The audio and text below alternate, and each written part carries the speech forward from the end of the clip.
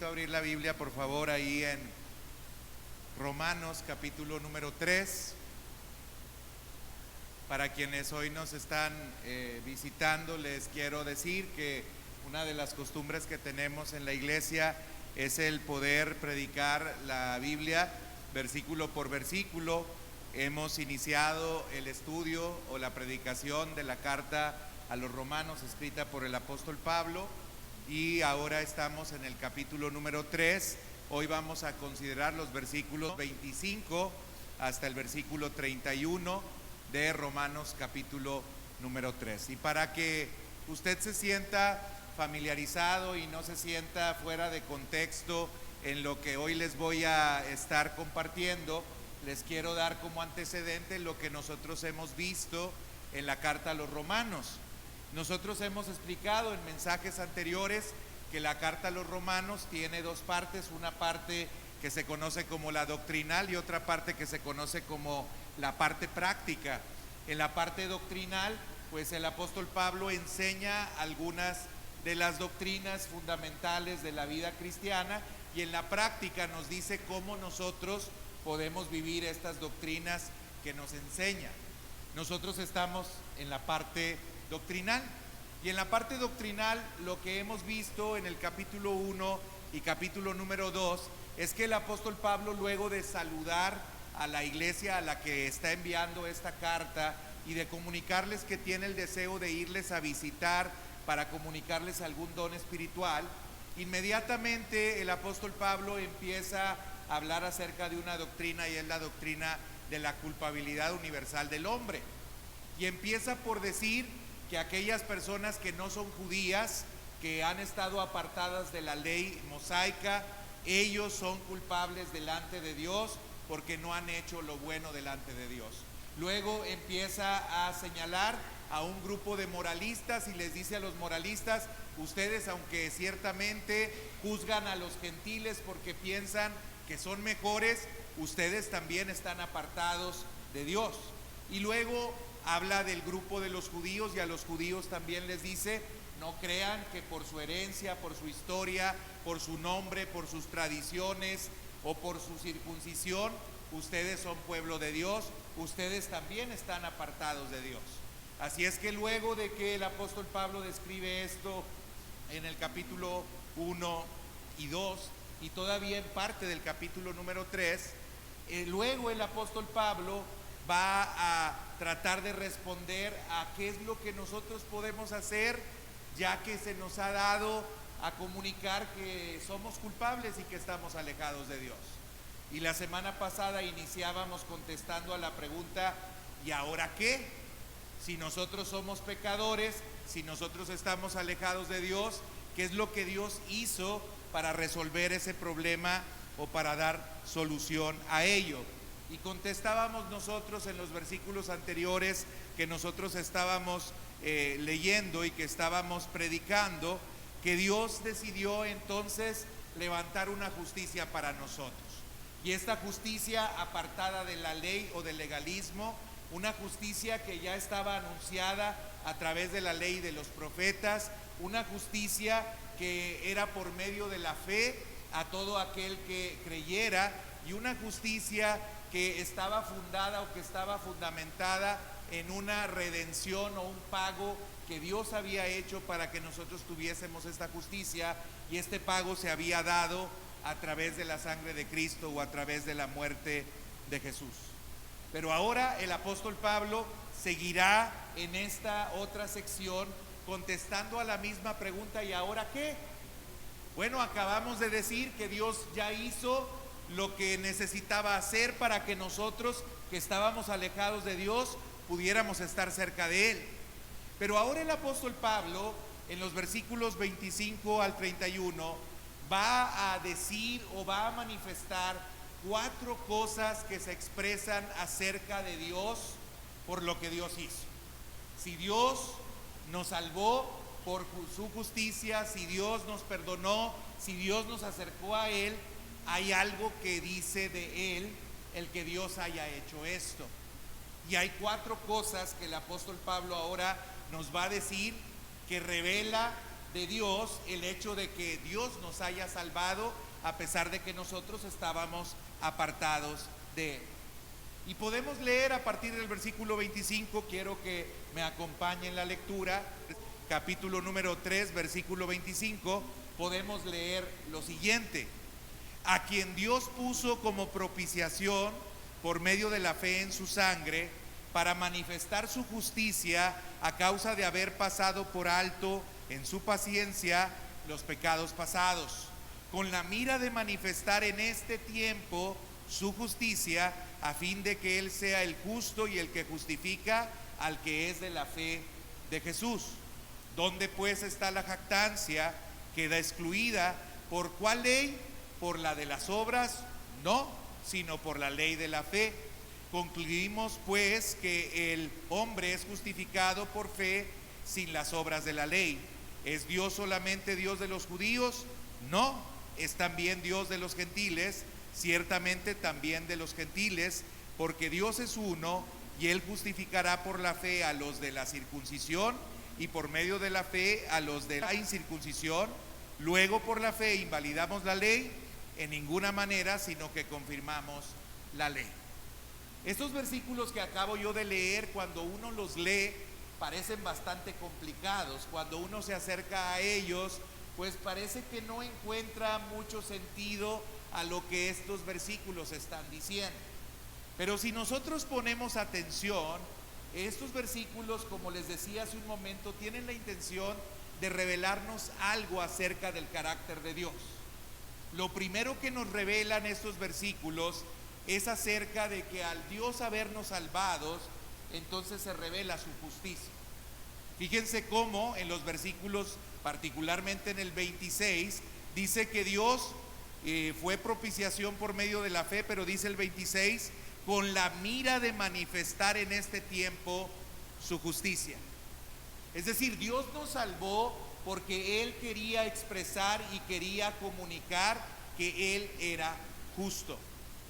Ahora, a mí me gustaría desmenuzar poco a poco estos versículos 25 y 26 para que podamos entender mejor lo que el apóstol Pablo está diciendo.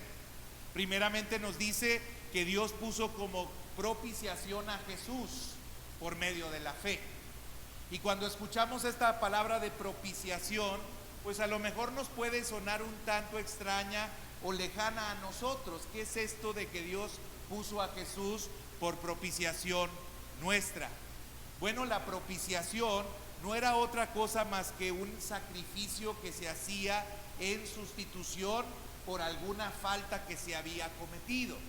Usted sabe que en las religiones antiguas algo que se solía hacer o que se solía pasar es que las personas trataban de aplacar la ira de la divinidad en la cual ellos creían a través de algunos sacrificios. Incluso en nuestro propio país podemos encontrar que en la cultura que nosotros teníamos hasta habían sacrificios humanos. Bueno, en el caso de los judíos había una propiciación que se hacía o había un sacrificio que se hacía para que de esta manera los pecados fuesen perdonados, y este sacrificio se hacía a través de un cordero, que luego el mismo Juan, el primo de Jesús, dice que Jesús es el Cordero de Dios que quita el pecado del mundo. Es decir, Jesús es esa figura que viene a morir o a sustituirnos a nosotros, que estábamos muertos y que estábamos apartados de Dios espiritualmente hablando, y que a través entonces del pago que Él hace por propiciación, entonces nosotros nos podemos acercar ahora a Dios. Pero fíjense algo interesante que dice también el versículo número 25. Dice que esta propiciación se da por medio de la fe en la sangre de Jesucristo. Dice, para manifestar su justicia a causa de haber pasado por alto en su paciencia los pecados pasados. ¿Qué nos dice ahora esta otra parte del versículo 25? Lo que nos dice es que Jesús tuvo que morir y tuvo que tomar nuestro lugar y tuvo que ser nuestra propiciación, porque si esto no hubiera sucedido o esto no hubiera pasado, entonces se podría decir que Dios no era justo. Es decir, la propiciación es necesaria para que el carácter de Dios se vea reflejado como el de un Dios justo. ¿Por qué razón? Porque si Dios no estuviera de alguna manera castigando el pecado que se había cometido, entonces estaría cometiéndose una injusticia. Es como si, por ejemplo, yo salgo y manejo a alta velocidad y entonces el tránsito me detiene, y al detenerme el tránsito, sabiendo que yo soy acreedor a una sanción, él me perdona y me deja ir libre. Esto que el tránsito está haciendo es algo injusto. Es algo injusto porque la justicia se puede definir como darle a cada quien lo que merece. Y lo que yo estoy mereciendo a causa de haber transgredido una norma de tránsito, pues es que me sancionen por haber hecho esto. El tránsito entonces, al permitirme ir, podríamos decir que es un tránsito que no es justo. Lo mismo podríamos pensar de Dios entonces, hermanos, si las personas estaban escuchando ahora un mensaje en el cual el apóstol Pablo les está diciendo que nosotros que estábamos ajenos a las promesas de Dios, que nosotros que éramos pecadores, ahora hemos sido llamados justos, pues lo que inmediatamente una persona podría alegar y podría decir, entonces significa que Dios está siendo injusto, porque Dios está pasando por alto los pecados que nosotros hemos cometido.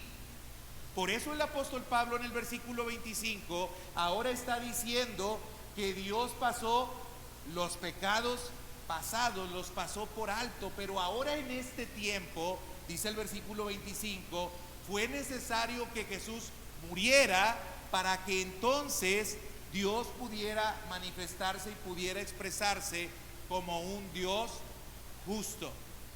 Es decir, Dios muestra su amor para con nosotros en que siendo aún pecadores, Cristo murió por nosotros, y de esta manera, a través de la muerte de Cristo, entonces se expresa y se manifiesta la justicia de Dios. Dios está declarando a través de la obra de Jesucristo y de la muerte de Cristo que Él es justo. Pero hay otra cosa que se revela. Les dije que son 4 cosas. La primera que se revela es la justicia de Dios, porque anteriormente había pasado por alto los pecados, pero ahora en este tiempo Jesús murió, y al morir entonces se manifiesta que Él es justo. Ahora en el versículo siguiente, en el versículo 27, el apóstol Pablo lanza una pregunta, y la pregunta que lanza es: ¿dónde pues está la jactancia? El apóstol Pablo sigue pensando que le está escribiendo a un público que está quizás cuando va leyendo la carta haciéndose preguntas, y el apóstol Pablo contesta a las preguntas que él considera o él cree que aquellos que están leyendo la carta se pueden hacer. Y ahora Pablo, después de hablar acerca de la justicia de Dios, ahora va a hablar acerca de la gracia de Dios y va a exaltar la gracia de Dios. Ahora Pablo les está diciendo: ustedes no tienen de qué jactarse, no hay algo de lo cual ustedes se puedan enorgullecer, no hay algo que ustedes puedan decir: yo tengo algún mérito para haber alcanzado la justicia. No tengo ningún mérito, porque esta justicia Dios me la dio a través de Jesús. Y entonces, ahora lo que el apóstol Pablo concluye es que el hombre ha sido justificado solamente por fe y no por sus obras, y que por lo tanto el hombre no tiene por qué jactarse, ni tiene por qué enorgullecerse, ni sentirse muy importante, porque no es un logro el que él alcanzó el ahora ser considerado justo, sino que es un regalo que Dios le dio por su gracia y por su misericordia. Pero hay algo que a mí me gustaría aclarar muy bien cuando hablamos acerca de la gracia. Lo hice también la semana pasada, tuve que hacer una aclaración cuando hablaba acerca de la fe y cuando hablaba acerca de la verdadera fe. Cuando hablamos de gracia y cuando hablamos acerca de que Dios nos ha perdonado y que nosotros ahora no somos deudores a Él, y que nosotros ahora hemos sido justificados, entonces cualquiera de nosotros podría llegar a pensar que entonces es muy sencillo esto de la salvación. Y sí lo es, pero al mismo tiempo no lo es. Esto es paradójico. Es decir, la salvación es por gracia y es un regalo de Dios, pero hay también algunas evidencias de si verdaderamente nosotros hemos sido justificados o no hemos sido justificados. Es decir, cualquiera de nosotros que estamos sentados aquí a lo mejor nos podríamos sentir muy relajados y podríamos decir: Dios me dio por su gracia perdón y yo lo acepto y yo lo recibo y ahora entonces soy justificado. Pero ¿cómo se evidencia en verdad que yo he sido justificado? ¿Cómo se puede notar que en verdad ha habido una transformación y un cambio en mi vida? Y primeramente yo quisiera decirles, hermanos, que hay algunas evidencias que pueden no necesariamente ser contundentes para nosotros afirmar que hemos sido justificados por la gracia de Dios. Y quiero referirles algunas que no son lo suficientemente contundentes primero, y luego les quiero referir algunas que sí son contundentes. Por ejemplo, cosas que no confirman el que nosotros hemos sido justificados: la moralidad visible. Hermanos, algunos piensan que una de las maneras en las cuales se puede probar que yo he sido justificado es a través de la moralidad que yo tengo. Pero hermanos, yo quiero decirles que hay personas que, aunque son muy morales, no necesariamente han sido justificados por su gracia. Y le puedo citar ejemplos de la Biblia. El caso es de aquel joven rico que se acercó con Jesús y que le dijo ahí en Mateo capítulo número 19: Maestro bueno, ¿qué haré para heredar la vida eterna? Y Jesús, cuando le hacen esta pregunta, entonces Jesús le dijo: pues tú conoces la ley, guarda los mandamientos de la ley. Y el joven rico inmediatamente dice: todos estos los he guardado desde mi juventud. Hay algo bien interesante en esta narración de Mateo 19, porque en ningún momento Jesús reprocha al joven rico, ni le dice al joven rico que lo que esté diciendo es mentira. Es decir, Jesús le concede al joven rico que seguramente su vida moralmente era intachable, que seguramente había hecho cosas muy buenas, pero el problema con la moralidad es que solamente él se había preocupado de una cuestión externa y había descuidado lo más importante, que era lo interno. Y esto se evidencia cuando Jesús inmediatamente le dice: ok, qué bueno que has guardado todos los mandamientos, pero una cosa te falta. Ve y vende todo lo que tienes, repártalo entre los pobres y sígueme. Y lo que dice la narración del Evangelio de Mateo es que enseguida el joven se fue triste. ¿Qué revela esto, hermanos? Lo que revela es que este hombre, aunque era muy moral, tenía un problema en su corazón. Y este problema en el corazón es que él amaba el dinero. Jesús mismo dice que no podemos servir a dos señores, porque o amaremos a uno y aborreceremos al otro. Jesús declara y dice: no se puede servir a Dios y a las riquezas. Ahora vemos cómo entonces la moralidad, hermanos, no necesariamente es un elemento contundente para que nosotros podamos afirmar que hemos sido justificados. Incluso yo puedo decirles que a lo mejor hay algunas personas moralistas que nos dejan muy mal parados a nosotros como cristianos, y que pueden llegar a tener incluso una moralidad mejor o mayor de la que nosotros tenemos, pero eso no significa que la persona ha sido justificada. Otro aspecto, hermanos, que no es garantía de que hemos sido justificados por la gracia de Dios, es el conocimiento que nosotros tenemos. Hermanos, es posible que nosotros podamos tener una gran cantidad de conocimiento acerca de la palabra de Dios y sin embargo no ser salvos. Hay personas, como eran los escribas y los fariseos del tiempo de Jesús, que tenían muchos estudios, que sabían con todo cuidado la ley y las escrituras, pero a pesar de ello no obedecían las escrituras. El conocimiento no te sirve de nada si el conocimiento no te lleva a la obediencia. Hermanos, es cierto que se manifiesta la gracia de Dios a través de su justicia, pero tiene que haber algunos elementos en nosotros que evidencian que la gracia de Dios está en nosotros y que hemos sido justificados. Y los primeros dos elementos que he mencionado no son elementos contundentes. Usted me puede recitar la Biblia al derecho y al revés, y eso no significa necesariamente que usted ha sido justificado y que usted es salvo. Ahora, tampoco lo es, hermanos, el participar de lo religioso, porque algunos piensan que simplemente con cumplir por ciertos ritos, con simplemente el hacer algunas ceremonias, el cumplir con ciertas ordenanzas, entonces les da la posibilidad de decir que han alcanzado la salvación. Hay un claro ejemplo en la Biblia, que es el caso de las 10 vírgenes. Las 10 vírgenes tenían la misma apariencia externa, llevaban el mismo tipo de lámparas, pero de estas solamente algunas fueron prudentes. Y hermanos, quizás nosotros podemos por fuera expresar y manifestar devoción a Dios porque cumplimos con ciertos ritos, pero eso no significa necesariamente que nosotros estemos cumpliendo de manera legítima, verdadera y real con esos ritos, y por lo tanto no necesariamente al estarlo haciendo sin hacerlo de corazón, hermanos, entonces no necesariamente podemos decir que somos salvos.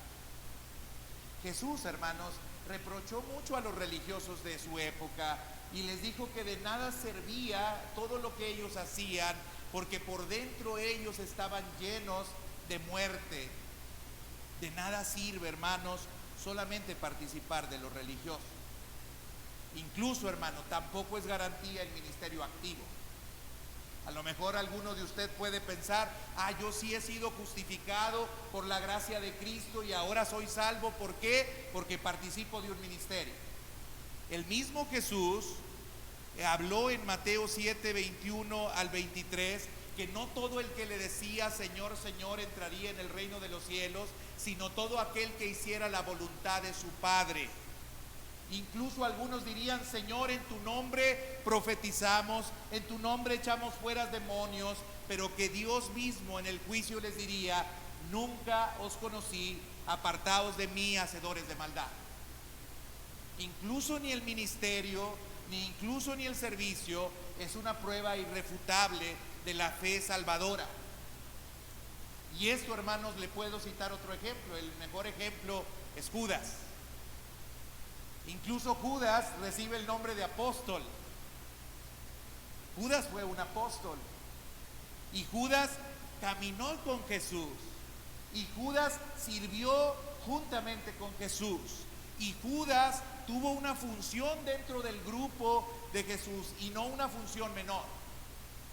Jesús le confió algo importante. Le confió el dinero. Yo no sé si usted le confía así abiertamente la cartera a alguien, o le confía abiertamente su chequera si tiene cuenta de cheques, o le confía su, pues a lo mejor su cuenta o su tarjeta y le da incluso el NIP de la tarjeta a alguna persona.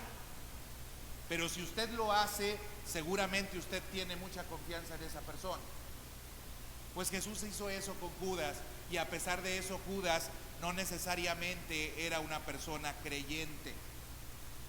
Hermanos, incluso la convicción de pecado no es tampoco una prueba concluyente de que usted ha sido justificado y ahora es salvo. Hermanos, hay muchas personas que pueden identificar en ellas los errores que han cometido y que incluso se sienten tan llenos de culpa que hasta algunas instituciones de salud han tenido que llegar. Hay personas que no han logrado perdonarse o no incluso han pedido perdón por algunos conflictos que tienen ellos o por algunas faltas que ellos han cometido, y esto, hermanos, aunque saben que son culpables, no les ha permitido alcanzar libertad ni les ha permitido alcanzar salvación. Hermanos, hay muchas personas que pueden estar convencidos de sus pecados, e incluso les puedo decir que pueden tomar la decisión de reformarse por sí mismos de esos pecados y lograr cierto avance, pero esto no es garantía de que ellos se hayan arrepentido. porque a veces cuando lo haces en tu propia fuerza se levanta otro pecado más, que es el orgullo. Yo lo hice, yo abandoné el alcohol, yo abandoné la mentira, yo dejé el adulterio, yo lo hice. Y cuando entonces empezamos a confiar en nosotros, entonces el ego se empieza a crecer y empezamos a dejar de darle la gloria a Dios y queremos esta gloria para nosotros mismos. No hay contundencia, hermanos, ni siquiera en que nos sintamos culpables para que nosotros podamos afirmar o podamos decir que nosotros somos creyentes y que nosotros somos salvos. Y por último, quiero decirle otra que no es contundente. Ni siquiera, hermanos, es contundente la experiencia de una decisión por Cristo en el pasado. Hay personas que dicen: yo en un culto escuché que el predicador me llamó y me dijo que me arrepintiera de mis pecados y vine a Cristo y sentí muy bonito y hice una oración y entonces esto significa que he sido salvo. No necesariamente. Si el resultado de este suceso no es de ninguna manera o no ha derivado de ninguna manera en una vida piadosa, entonces no importa cuán firme y genuina haya sido en ese momento y en ese tiempo la decisión que tú tomaste, porque lo que importa es el resultado que ahora se está dando. Hermanos, Dios manifiesta su gracia y su misericordia y nos justifica, pero tiene que haber evidencias de que hemos sido justificados. Y estas que les he señalado no son evidencias contundentes. Y entonces nos podemos seguir preguntando: ¿y entonces, y ahora qué? ¿Cómo puedo yo saber que he sido justificado? ¿O Dios me dejará con la incógnita y Dios me dejará con la indecisión o con la indefinición o con la inseguridad y no me revelará ni me dirá de que yo verdaderamente he sido justificado y he sido salvado? Pues no, hermanos, Dios no es así. Y sí hay evidencias contundentes de que nosotros hemos sido justificados. ¿Cuáles son esas evidencias? Ponga atención a ellas. Estas sí son contundentes. Las otras, si no las anotó, ni se preocupe. Pero si estas no están presentes en su vida, entonces usted tiene la posibilidad el día de hoy de arrepentirse verdaderamente y abrazar la gracia de Dios o el regalo que Dios le da. Porque si estas no están en usted, usted todavía no ha abrazado la gracia de Dios y usted todavía no es salvo. Mire usted, la primera de ellas es el amar a Dios. En Romanos capítulo número 8, Romanos capítulo 8, versículo número 7, se dice que los designios de la carne son enemistad contra Dios. Hermanos, la persona no salva no puede amar a Dios y no tiene deseo alguno de amar a Dios. El Hijo verdadero de Dios, sin embargo, a pesar de que puede fallarle muchas veces a su Padre Celestial, va a tener una vida caracterizada por el deleite en Dios y en su palabra. El Salmo capítulo 1, versículo número 2 dice: bienaventurado el varón que no anduvo en consejo de malos, ni estuvo en camino de pecadores, ni en silla de escarnecedores se ha sentado. Pero luego dice el versículo 2: sino que en la ley de Jehová está su delicia, y en su ley medita de día y de noche. Aquella persona que es salva, hermanos, necesariamente se deleitará en Dios. Podrá decir, como decía también el Salmo 42, 1 y 2, como el siervo brama por las corrientes de las aguas, así clama por ti, oh Dios, el alma mía. Mi alma tiene sed del Dios vivo. Quien ama a Dios, hermanos, entonces tiene una evidencia confiable de que es salvo y de que se ha apropiado de la justicia que Dios le ha querido regalar a través de su gracia. Hermanos, el Salmo 73, 25 dice: ¿a quién tengo yo en los cielos sino a ti? Y fuera de ti nada deseo en la tierra. Yo quisiera preguntarle a usted si esta evidencia está presente en su vida. Yo quisiera preguntarle a usted si verdaderamente usted se deleita en Dios y ama a Dios por sobre todas las cosas. Yo quisiera preguntarle a usted si verdaderamente su corazón está en la búsqueda de Dios y en la búsqueda del reino de Dios. Porque si eso está en usted, entonces usted tiene una garantía de que la gracia de Dios se ha aplicado en su vida y que usted ha sido justificado y usted es salvo. Pero hay otra evidencia más. La evidencia que puedo referir es la del arrepentimiento de pecado y el aborrecimiento al pecado. Hermanos, esta segunda marca de fe salvadora es el otro lado de la primera. Si en la primera estamos hablando de que debemos de amar a Dios, la contraparte es que si amo a Dios, entonces tengo que aborrecer el pecado. Hermano, un creyente va a aborrecer la injusticia, un creyente va a aborrecer la maldad, un creyente va a aborrecer el pecado. Amar a un Dios justo no es posible, ni a un Dios santo, si nosotros no aborrecemos el pecado. Usted no puede amar la justicia y al mismo tiempo amar la injusticia. Usted no puede amar la verdad y al mismo tiempo amar la mentira. Usted no puede amar lo malo y al mismo tiempo amar lo bueno. Usted, si verdaderamente ama a Dios, entonces aborrecerá lo malo.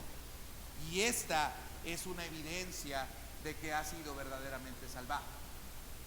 Cuando una persona conoce que está en pecado y es creyente, esta persona es llamada al arrepentimiento y es movida al arrepentimiento. ¿Recuerda usted aquel pasaje en el cual el profeta Natán es llevado frente a David, porque David ha pecado con Betsabé, y le dice una parábola en la cual habla acerca de una persona que tenía muchas ovejas, pero fue y tomó la oveja de una persona que solamente tenía una? Y David, cuando le relatan esa parábola, él aparentemente queriendo ser muy justo, le dice: ese hombre es digno de muerte. Y Natán le responde a David y le dice: ese hombre eres tú. Pero cuando David recibe esas palabras y entiende que él ha cometido ese pecado porque ha tomado a la mujer de Urías Eteo, entonces inmediatamente él se arrepiente, rasga sus vestiduras y escribe uno de los salmos más hermosos que hablan acerca del arrepentimiento, que es el Salmo 51.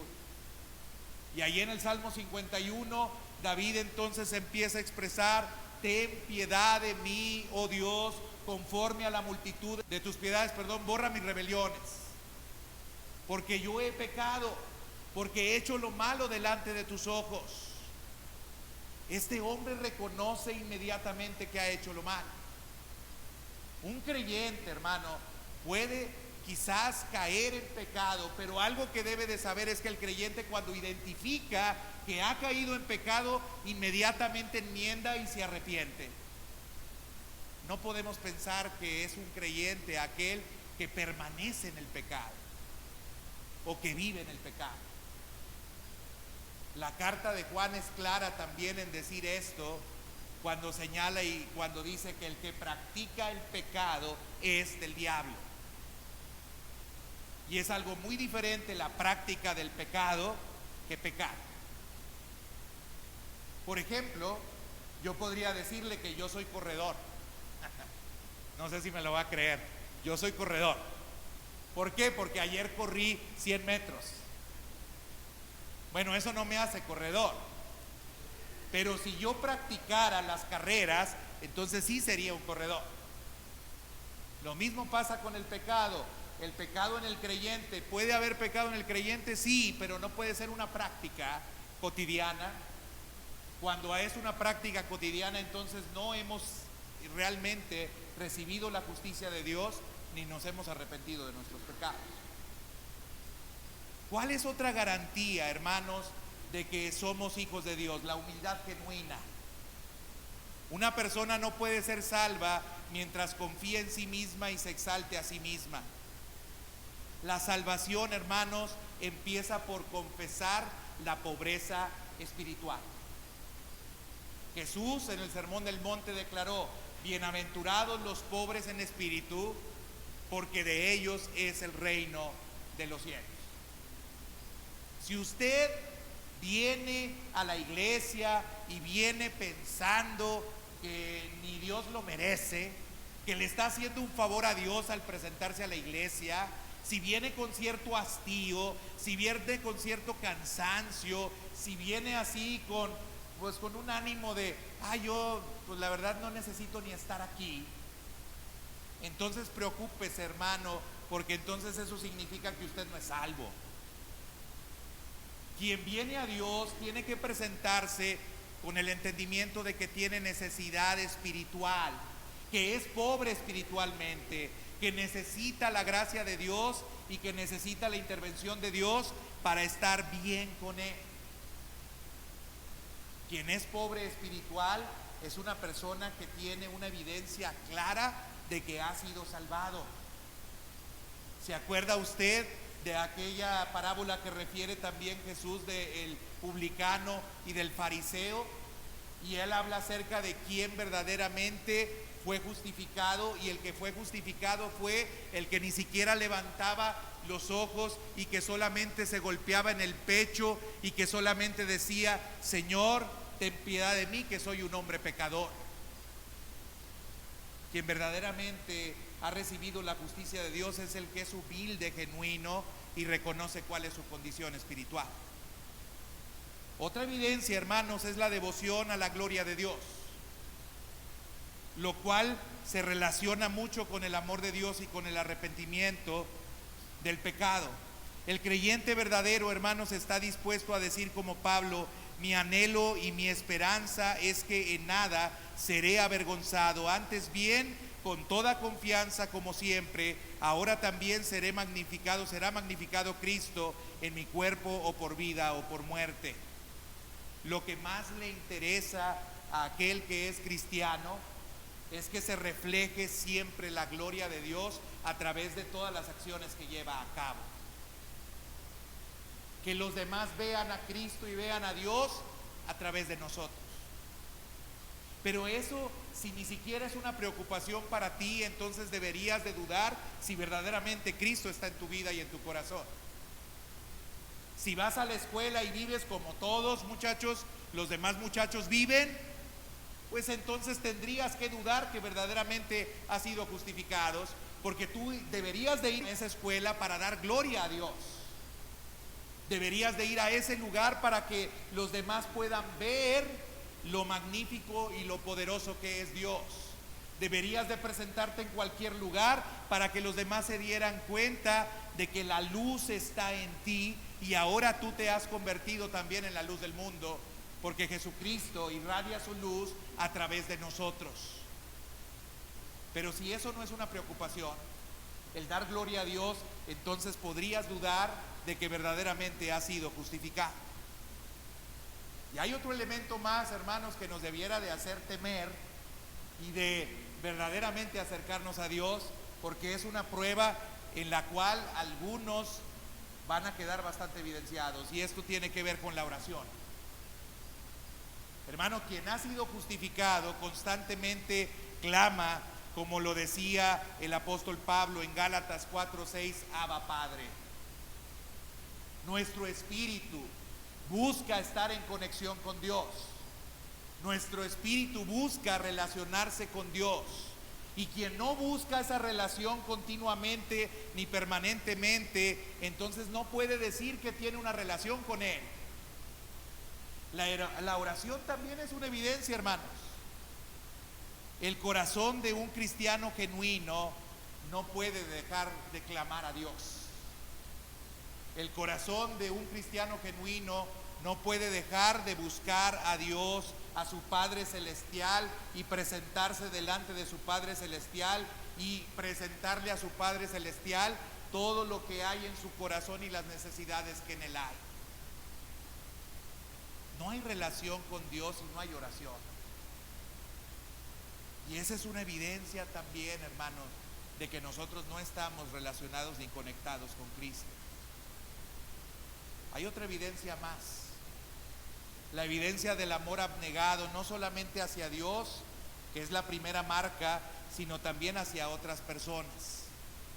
Primera de Juan, capítulo número 2, versículo 9 y 10 dice: el que dice que está en luz y aborrece a su hermano, está todavía en tinieblas. El que ama a su hermano permanece en la luz y en él no hay tropiezo. Hay muchos que dicen que son cristianos, pero no pueden ver al que se sienta al lado de usted en el templo. Hay muchos que dicen que son cristianos, pero tienen resentimientos o hasta aborrecimiento contra alguna persona que es su prójimo. Primera de Juan, capítulo 2, 9 y 10 claramente nos dice que si nosotros estamos en la luz, entonces no podemos aborrecer de ninguna manera a nuestros hermanos. Esa sería otra evidencia, hermanos. Y otra evidencia muy clara, hermanos, es la separación del mundo. Mira, hermano, el cristianismo que hoy se predica, se anuncia y se vive, entre comillas lo de se vive, es un cristianismo que no corresponde al que la Biblia enseña. Hay muchas personas que están metidas en los templos, que van a las iglesias, pero que su vida no marca una diferencia en relación con la vida que viven otras personas que no conocen a Cristo. Incluso hay iglesias que organizan sus actividades de tal manera que no afecten a algunas actividades sociales que tienen algunas personas. Por ejemplo, es muy común que a los jóvenes les guste la fiesta el viernes o el sábado. Hay iglesias que buscan entonces poner sus reuniones de jóvenes en días en los cuales no afecte a los muchachos el poder ir a esas fiestas y hacer cosas que no le agradan a Dios, pero eso sí, presentarse el día de la reunión juvenil para aparentar que son buenos creyentes y buenos cristianos. De verdad, hermanos, hay iglesias que organizan así las cosas. Hay iglesias que piensan en la masa, piensan en el grupo, piensan en sumar gente, y hay maneras en las cuales puede sumar gente, y la manera de sumar gente es: no les incomodes, no les invites a que cambien nada, no les invites a que sean diferentes, no les invites a que se arrepientan, no les invites a que dejen las prácticas que otros tienen. Ellos tienen que venir a la iglesia, hacer chalalá, chalalá, cantar, regresarse al mundo y hacer lo mismo que siempre han hecho. Hermanos, esa no es de ninguna manera una evidencia de que nosotros somos creyentes, como les decía hace un momento, el que venimos a alguna reunión ocasionalmente o incluso con frecuencia. La verdadera evidencia es que somos diferentes al mundo. Dice la palabra de Dios: todo lo que es nacido de Dios vence al mundo, y esta es la victoria que vence al mundo, nuestra fe. ¿Quién es el que vence al mundo sino el que cree que Jesús es el Hijo de Dios? La persona que tiene fe salvadora no ha recibido el espíritu de este mundo, sino el espíritu que proviene de Dios. Y tenemos que decirlo claramente, hermano. Y ojo, hermanos, porque ahorita hablé de las iglesias grandes, incluso en las iglesias pequeñas pasa. Hay mucha religión, hay mucho cumplimiento con algunos deberes, hay mucho cumplimiento con algunos trabajos, podemos estar involucrados incluso entre ministerios, pero eso no significa que nosotros seamos salvos. No hay a veces diferencia.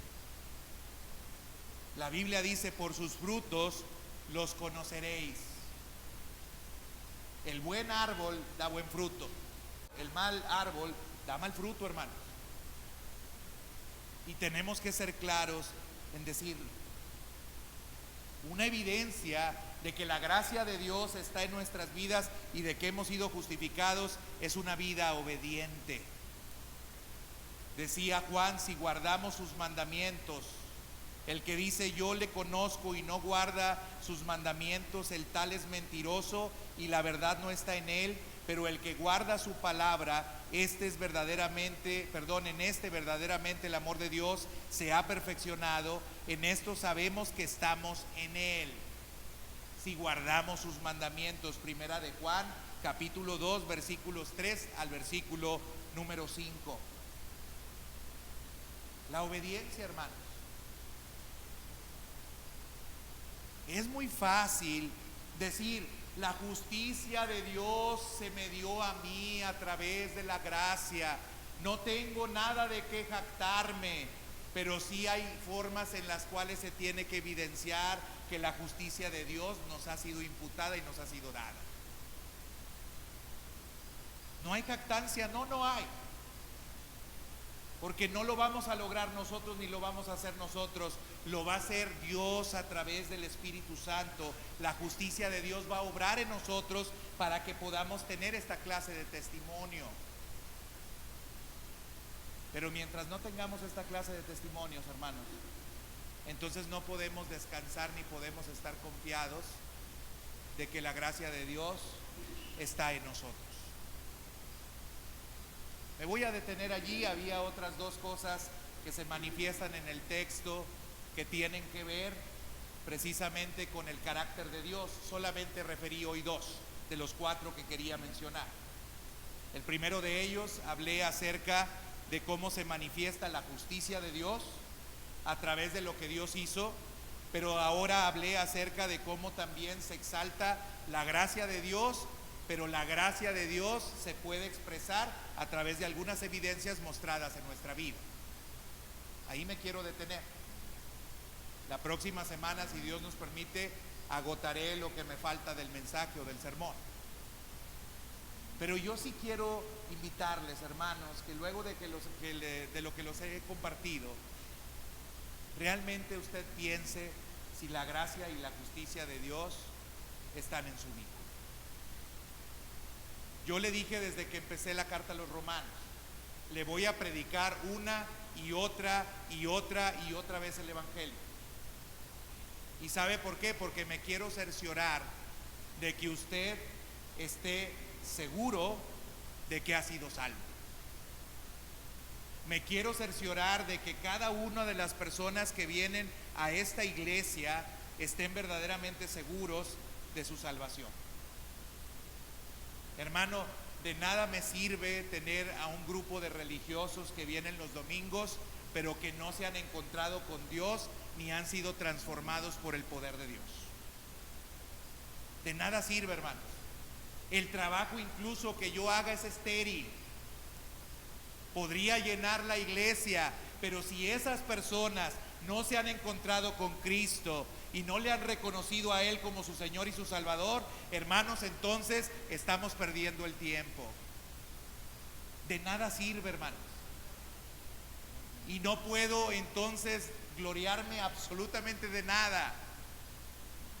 Aunque usted logre tener mucha constancia en su asistencia, aunque incluso creciéramos como iglesia, si no hay un verdadero arrepentimiento y si no hay un acercamiento genuino y verdadero a Dios, hermano, de nada sirve. Y Dios sabe que esa es una preocupación muy grande que tengo. Jóvenes, estoy preocupado por sus vidas. Estoy preocupado por sus vidas, porque hay algunas evidencias que no muestran el arrepentimiento, ni la justicia, ni la gracia de Dios operando en ustedes. Y les digo también a los mayores, en algunos casos, sin pretender levantar un juicio, hermano, pero debo decirle que hay evidencias que a veces muestran que la gracia de Dios no está operando en nuestras vidas. Y lo tengo que decir con todas las letras y lo tengo que decir con toda la claridad. Y espero que usted entienda que este mensaje viene de Dios. Y espero que usted entienda que Dios quiere, en su amor, hermano, en su misericordia, darle salvación. Pero usted se tiene que rendir a Él y tiene que entregarse a Él. Póngase de pie ¿Ha escuchado usted el mensaje?